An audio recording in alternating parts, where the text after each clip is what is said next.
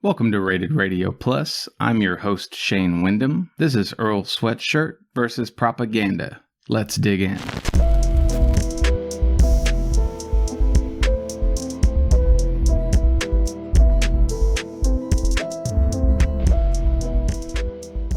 And so that we're all clear how this episode came about, Propaganda was on my list of albums to hear in full. So we're going to start there with Propaganda's Crooked album from 2017. Out of the 14 tracks, I thought 13 were great. My bottom track was I Hate Cats, and my top track was Cynical. The music makes me feel like I'm about to debate a religious intellectual whom I genuinely respect. I went into this listen knowing only that I really liked the two songs I'd heard from this artist, Cynical and It's Complicated, that I'd never heard of the artist prior to finding him by way of Copeland's lead singer doing vocals on the song Cynical, and the fact that this rapper is openly Christian, whereas I'm not what you'd consider a typically religious person, led me to wrongly conclude that there wasn't going to be much other meat on this album's bones. At the very least, I thought I might walk away from it with a bad taste in my mouth because of the religiosity, but I'm floored in a big way to say that I was very wrong. If you're into mindful lyricism, this thing is inarguably a masterpiece.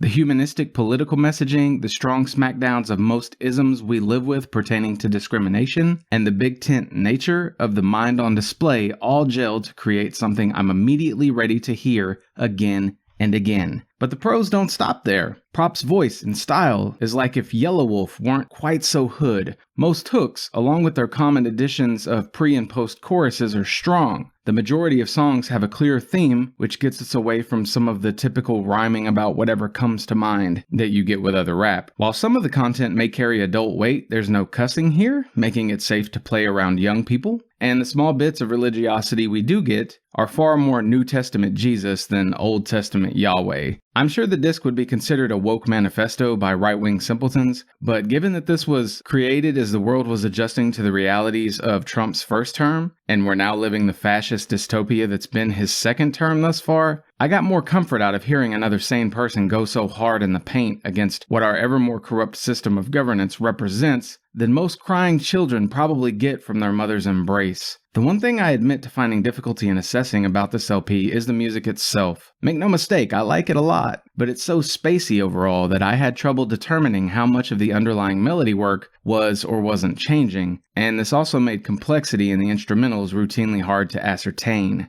Still, there's an argument to be made for that being one of this album's strengths, as the music never did anything but add to my enjoyment. The production is lovely, and you're just not hearing music like this elsewhere. The closest comparisons I could draw would be to Copeland, with hints of music from Kanye West and rap outfits like Nappy Roots. To wrap up, this is a monster of a rap ride, one I'd say is a must-hear, even if you're not a rap fan. The first track may not land with everyone, since it's quite a bit of furious rhyming to digest, especially when the chorus is sparse, and the I Hate Cats track may leave you thinking things are going off rails until you've heard it all the way through at least once. But you'll quickly forgive those quirks once you grasp how unrelentingly unique this spin is. A diamond in the rough I'm never going to forget having heard. So here's hoping the rest of Jason Petty's music is this good. If so, we've all just been introduced to one of the most under-the-radar rappers there ever was. Let's take a break.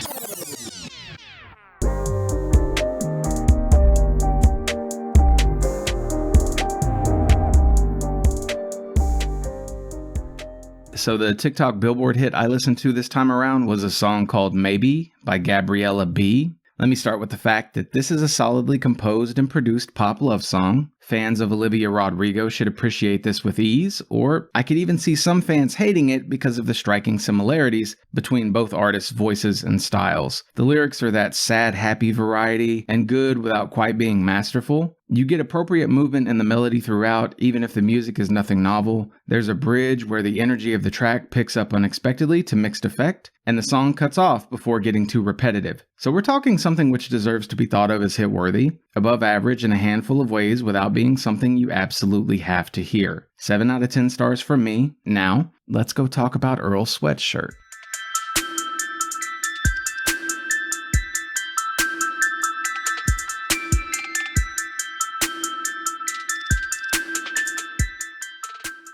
The album I rolled at random from Earl Sweatshirt was Some Rap Songs from 2018. Out of the 15 tracks, I thought 0 were great. My bottom track was Red Water, and my top track was The Mint. The music makes me feel like a local rapper's making me listen to verse demos he paid someone too much money to produce. The album cover for this one tells you a lot up front. Most everything here is odd, carelessly composed, and flying by in a blur. The album title is one of the greatest misnomers ever as well, since I would never call something a song if all I was giving you was a single monotone verse on top of what sounds like randomized, AI-generated noise for instrumentals, and more than a dozen times over at that. But that's exactly what you're going to get here. No choruses, no variety in cadence, and no emotionally or intellectually valuable lyrics. If people want to praise the disc for being short and unique, that's understandable, but neither of those arguments make this thing interesting or satisfying. It's like a mediocre cook trying to improve their public perception by experimenting with expired foods. You'll remember the experiment not as something artistically sound, but as one of the worst and weirdest meals ever. And even if Earl had fleshed these tracks out into what most people think of as songs, I'm not convinced his bars and delivery would be what made this an okay listen. Even then, it would be everything else about the production most likely to draw listeners like myself back to the spin. We don't even get to do more than guess at what such an album might be like, though. The hypothetical is an incomplete exercise since this disc gives no indication of what the artist's choruses might even sound like, unless you're counting the times he either repeats the same lines over the course of an entire track, or when he repeats lines at the beginning and end of a song. But the repetition still just sounds like the rest of what he's saying. Maybe other bits of Sweatshirt's discography offer a sense of fullness that's not found here, but what is here inspires zero confidence in that being the case. So never listen to this if you value your time as something pleasurable and precious, because this music fails to be either of those things. It gives flashbacks for me of early YouTube days spent laughing at goofy shit like 50 Tyson, only this can't even manage being funny. Easily one of the weakest things I've ever listened to, even if the atmosphere is unsettlingly original, and a few lines of it gave me pause. Please like or subscribe if you're still listening, and remember, you can send all kinds of feedback to rated_radio@yahoo.com.